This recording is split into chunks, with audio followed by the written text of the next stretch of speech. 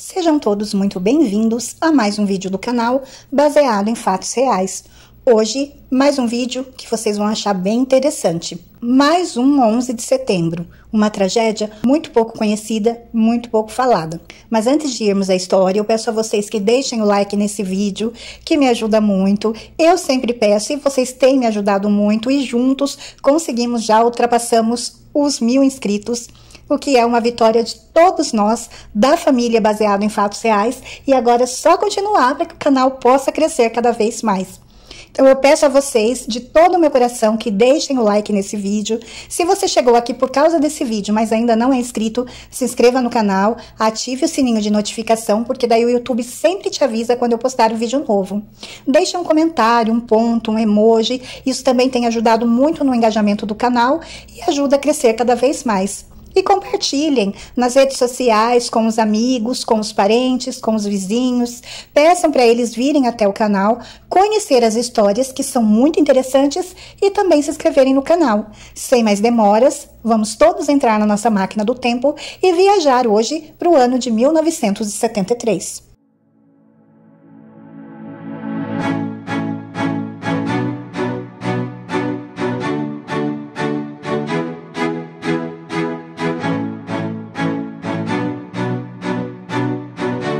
Se fala em 11 de setembro, o que lhe vem à cabeça? O ataque às Torres Gêmeas, não é verdade? Porém, vocês sabiam que em 11 de setembro de 1973 houve uma tragédia muito grande também, com milhares de vítimas? E pouco se fala sobre elas? O que se pode concluir desses dois atentados de 11 de setembro é que ambos foram arquitetados no seio das relações de disputa pelo poder. O primeiro, que é o de 1973, que vocês vão conhecer hoje, pretendia mudar diretamente a forma do governo estabelecida. E o segundo era uma via de desestabilizar as principais estruturas globais da atualidade.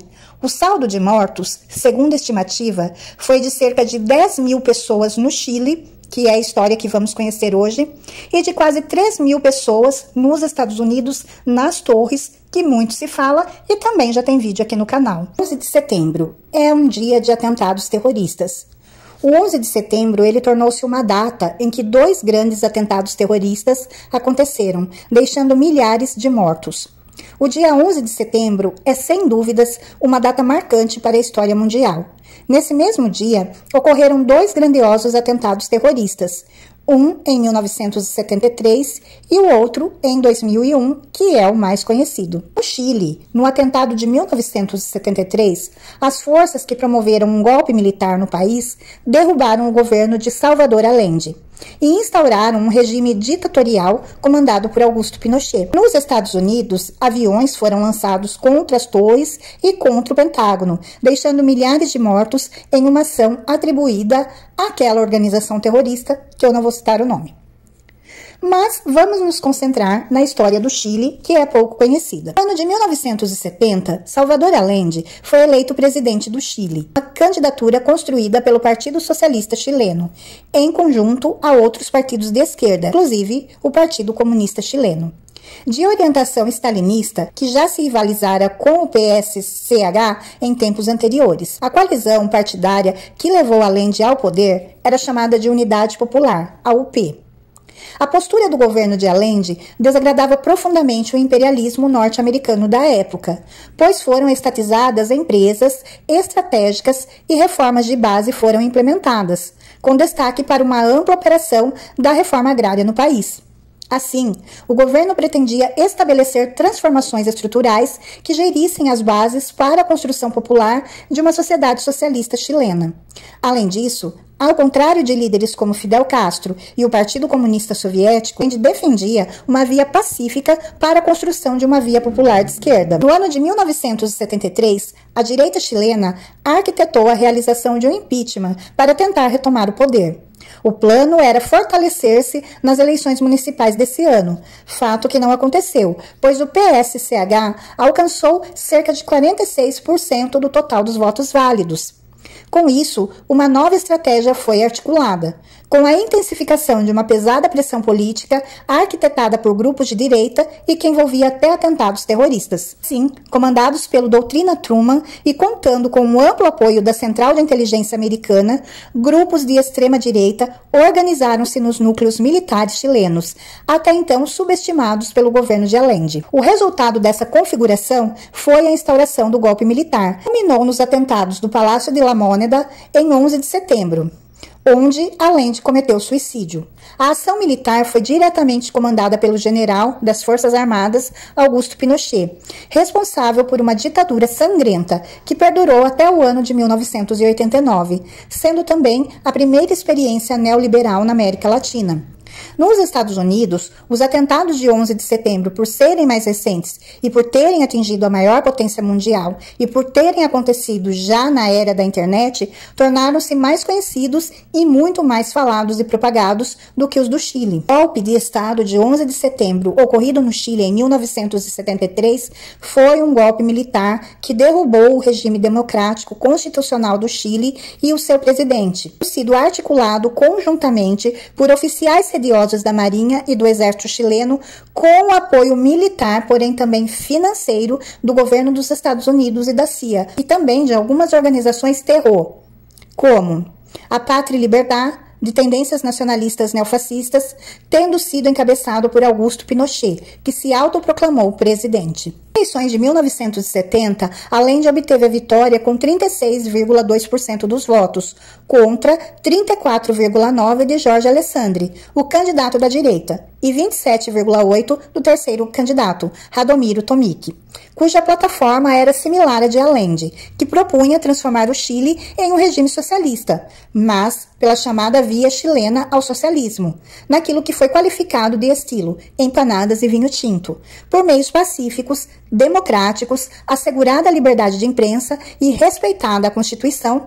Foi inicialmente bem vista por parte dos aderentes da democracia cristã, que também se envolviam em processos reformistas, como a reforma agrária. Inicial refletida em uma parcela de 49% dos votos na eleição municipal de 1971, se perdeu paulatinamente com a deterioração da situação econômica. Como a Constituição chilena previa a necessidade de maioria dupla no voto popular e no Congresso, difíceis negociações foram entabuladas para aprovação do nome de Allende no parlamento. Após o brutal assassinato do comandante-chefe das Forças Armadas chilenas, o general René Schneider, perpetrado por elementos ligados à Pátria e Liberdade, Allende teve finalmente seu nome confirmado pelo Congresso chileno. O Partido Democrata Cristão do Chile era uma grande confederação interclassista, com sua base popular autêntica no proletariado da grande indústria moderna, da indústria moderna pequena e média, da pequena e média propriedade rural e na burguesia da alta classe média urbana. A Arte Popular representava o proletariado formado pelos operários menos favorecidos, o proletariado agrícola e a baixa classe média urbana. A democracia cristã, aliada ao Partido Nacional, de extrema-direita, controlava o Congresso chileno, enquanto a Unidade Popular controlava o poder executivo. A violência, desatada primariamente por grupos extremistas de ambos os lados do espectro político, criado pela CIA e por elementos sediciosos do Exército e da Marinha chilena, provocou um clima de confrontamento que foi se expandindo a todos os âmbitos da sociedade, chegando, enfim, às pessoas comuns. Grupos de ultradireita, agrupados no Partido Nacional, nos movimentos Pátria e Liberdade e Poder Feminino, tentaram por todos os meios derrubar o governo, frequentemente com respaldo financeiro e material da CIA. Também conspiraram para destituir o governo da UP por não convir aos Estados Unidos. Então, em plena Guerra Fria e envolvido na Guerra do Vietnã, ter mais um regime socialista em sua área de influência. Todas as tentativas democráticas para derrubar o governo de Allende fracassaram, graças ao apoio que ele recebia da população. Uma possível saída através de um plebiscito, com o qual Allende concordava, não chegou a se materializar. Com a recusa do Congresso Nacional, em 2 de junho de 1973, de autorizar o estado de sítio, considerado imperioso pelo comandante, chefe das Forças Armadas chilenas, o general legalista Carlos Prats, para que as Forças Armadas pudessem controlar o terrorismo de direita e de esquerda que já assolava o país, e assegurar o respeito à Constituição. A violência chegava ao extremo e temia-se por uma guerra civil. Desde agosto de 1973, a Marinha e a Força Aérea davam um golpe de Estado contra o governo de Allende, liderados pelo vice-almirante José Toribio Merino e o general Gustavo Ley. Em 21 de agosto, o general legalista e constitucionalista Carlos Prates viu-se forçado a renunciar ao posto de comandante-chefe, pressionado por manifestações das esposas de generais sediciosos. Em seu lugar, assumiu Augusto Pinochet, no dia 23, até então considerado um general leal à Constituição e apolítico. Em 22 de agosto, a Câmara de Deputados, que havia se recusado a aprovar o estado de sítio solicitado por Salvador Allende, a conselho de Carlos Prates, em 2 de junho, decidiu, ao invés, aprovar uma moção em que se convocava os ministros militares para solucionar o que chamava de um grave quebramento da ordem constitucional. Altamirano é advertido de um possível golpe de Estado por parte da Marinha e faz um discurso incendiário, dizendo que o Chile se converterá em um segundo Vietnã heróico, enquanto se inicia um processo de desaforo contra Altamirano. Em 7 de setembro, Pinochet é convencido por Ley e Merino e se une aos oficiais golpistas, enquanto entre os carabineiros, apenas César Mendoza, um general de baixa antiguidade, estava a favor. No dia 10 de setembro, a esquadra chilena zarpou, como estava previsto, a pretexto de participar dos exercícios UNITAS, um tradicional exercício naval entre as marinhas dos Estados Unidos e marinhas latino-americanas. O exército é aquartelado para evitar possíveis distúrbios no dia do processo de Altamirano. Bem, a armada chilena regressou a Valparaíso na manhã de 11 de setembro e tomou rapidamente a cidade de assalto, enquanto os vasos de guerra dos Estados Unidos ficaram de prontidão, no limite das águas territoriais chilenas. Se tivesse havido resistência armada ao golpe de Estado, o plano previa que os marines invadiriam o Chile para preservar a vida de cidadãos norte-americanos. Então, um centro de telecomunicações da Força Aérea Norte-Americana, pilotado por militares norte-americanos, sobrevoava o Chile. Simultaneamente, 33 caças e aviões de observação da Força Aérea Norte-Americana aterrissavam na base aérea de Mendonça, fronteira da Argentina com o Chile. Allende foi alertado cerca das 7 da manhã, dirigiu ao La Môneda, tratando de localizar a Ley e Pinochet. Esse último, até pouco tempo, seu colaborador e membro de seu gabinete, o que foi impossível e o fez pensar que Pinochet estivesse preso. O general Sepúlveda, diretor dos Carabineiros, assinalou-lhe que se manteriam fiéis, mas Mendoza assumiu como diretor-geral. Pinochet chegou ao comando de comunicações do Exército e começou a participar ativamente do golpe. Às 8h42, as rádios Mineira e Agricultura tiram a primeira mensagem da junta militar, dirigida por Pinochet, Ley, Mendoza e Merino, solicitando a Allende a entrega imediata de seu cargo e a evacuação imediata de La Môneda, ou seria atacado por tropas de ar e terra. No momento, as tropas de carabineiros cercando o palácio se retiraram. Allende decide continuar no palácio, enquanto às 9h55 chegam os primeiros tanques ao bairro Cívico, dando-se a franco-atiradores leais ao governo. A CUT chama a resistência nos bairros industriais, enquanto o presidente decide dar uma última locução. Colocando em uma transição histórica, pagarei com minha vida a lealdade do povo. E os digo que tenho a certeza de que a semente que entregaremos à consciência de milhares e milhares de chilenos não poderá ser cegada definitivamente. Trabalhadores de minha pátria, tenho fé no Chile e em seu destino. Superarão outros homens nesse momento cinza e amargo onde a traição pretende se impor. Sigam vocês sabendo que, muito mais cedo que tarde, abrir-se-ão de novo as grandes alamedas por onde passe o homem livre, para construir uma sociedade melhor. Salvador Allende, 11 de setembro de 1973. Fogo entre os tanques e os membros do GAP se inicia e às 11h52 aviões da Força Aérea Chilena bombardeiam o Palácio de La Môneda e a resistência de Allende, na Avenida Tomás Moro, Las Condes. O golpe surpreende por sua rapidez e violência. O palácio começa a se incendiar, mas além de seus partidários se negam a render-se. Perto das 2h da tarde, as portas são derrubadas e o palácio é tomado pelo exército. Allende ordena a evacuação, mas se mantém no palácio. Segundo o testemunho do seu médico pessoal, Allende disparou com uma metralhadora contra seu queixo, cometendo suicídio. Porém, há aqueles que não acreditam até hoje nesse depoimento e nem na autópsia que seria feita em 1990 e que supostamente confirmaria esse testemunho. Para muitas pessoas, até hoje, muitas pessoas acham que Allende foi sumariamente executado. Às 18 horas, os líderes do pronunciamento se reúnem na escola militar, assumindo como membros da junta militar que governará o país e decretam o estado de guerra, incluindo o estado de sítio. Portanto, o dia 11 de setembro entrou definitivamente para a história muito antes dos ataques às torres em Nova York. Esse golpe de Estado abortou, em 1973, a primeira experiência de um governo socialista eleito pelo voto popular nessa parte do continente americano. Allende, através daquele discurso que eu li, ele realmente informou que resistiria.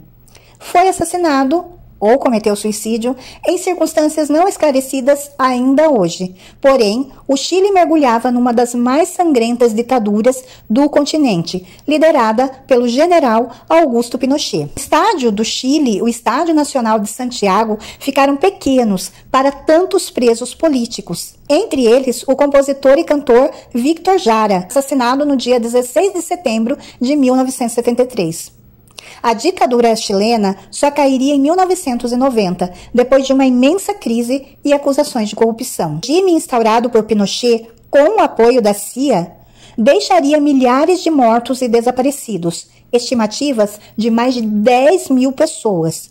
A tortura aos opositores foi cruel. Juntamente com os aliados do Cone Sul, Brasil, Argentina, Paraguai e Uruguai, mais de 200 mil chilenos foram exilados. Com a crise econômica, o regime de Pinochet não suporta os ventos democráticos que sopravam na América do Sul e sucumbe em março de 1990 com a eleição do democrata cristão Patrício Alvim. A exumação do corpo de Salvador Allende foi feita a pedido de sua filha, Isabel Allende, em 23 de maio de 2011 e determinou que a causa-morte foi ocasionada por projétil e que a forma corresponde a assassinato. No último discurso, o presidente chileno, deposto, afirma que diante desses fatos, só me cabe dizer aos trabalhadores, não vou renunciar. Colocado numa encruzilhada histórica, pagarei com minha vida e lealdade ao povo. E lhes digo que tenho a certeza de que a semente que entregamos à consciência, digna de milhares e milhares de chilenos, não poderá ser ceifada definitivamente. Eles têm a força, poderão nos avassalar, mas não se detêm os processos sociais, nem com o crime, nem com a força. A história é nossa e fazem os povos. Derrotado, anos atrás, Allende venceu. Vive nos estudantes chilenos que lutam por educação pública, gratuita e de qualidade, nos trabalhadores e trabalhadoras que resistem às ofensivas do neoliberalismo e na sociedade chilena, que respira a liberdade e a soberania, mesmo com dificuldades. E essa foi a nossa história de hoje. Vocês conheceram mais uma história de 11 de setembro, mais uma tragédia, dessa vez um golpe militar, porém, que ocasionou muitas e muitas mortes, com estimativas mais de 10 mil vidas ceifadas por causa desse golpe. De maneira, por coincidência ou não, tem a participação dos Estados Unidos também. E fica a critério de vocês fazerem as suas conjecturas, as suas opiniões, e eu ficarei muito feliz se vocês deixarem aqui as opiniões nos comentários. Essa foi a nossa história de hoje. O vídeo vai ficando por aqui, a história vai ficando por aqui. Eu espero que vocês tenham gostado. Se vocês gostaram, por favor, deixem o like, se inscrevam no canal e voltem aqui para as nossas próximas histórias. Fiquem todos na paz, um super beijo e até a próxima!